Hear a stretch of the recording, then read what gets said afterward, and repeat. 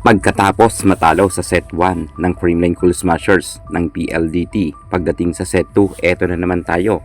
Naghahabol ang Creamline Cool Smashers, Tots Carlos inilabas na, Gemma Galanza na ay pinasok na at itong si Michelle Gumabaw, kitang-kita naman natin na kahit kanina ay 6 na puntos ang kalamangan, ay ginagawan nga tong paraan nila Michelle Gumabaw at Gemma Galanza kung saan naka-score nga ang ating Queen J.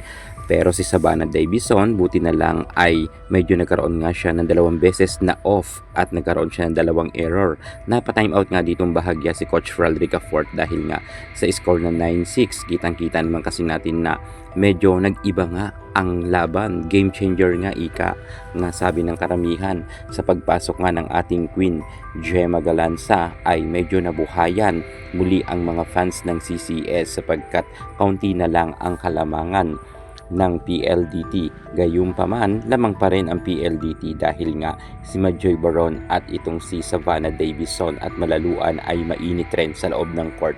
Pero hindi basta-basta rin magpapadaig dito ang ating Queen Gemma Galanza. Medyo malala na kasi ang kalamangan kanina, buti na lang nga at medyo nakakadikit-dikit na ngayon ang CCS sa scores. Pero syempre alam natin na ang PLDT ay malakas yan. Pero kanina ay 6 ang kalamangan, ngayon 3 na lang. Mabilis na lang yan habulin ng Creamline. Kinakailangan lang talagang less error lang talaga.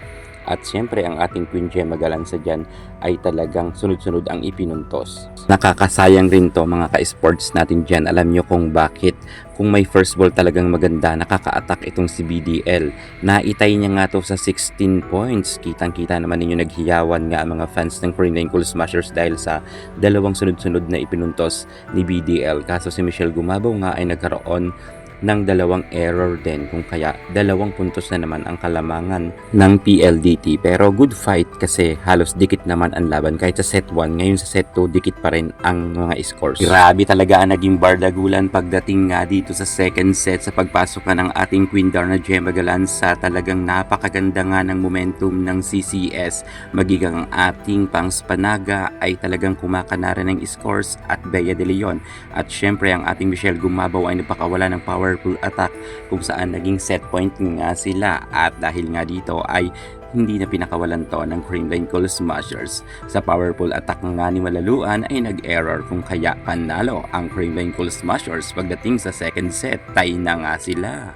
Grabe talaga mga ka-sports. Sobra talagang napakaganda ng laban para na tayong nanonood ng finals. Semi-finals pa lang to pero eto na talagang nagpapakitang gilas ang PLDT versus Creamline Cool Smashers. Buti na lang nakalusot nga itong si Gumabaw kanina at naging tie at ngayon eto na panalo sila.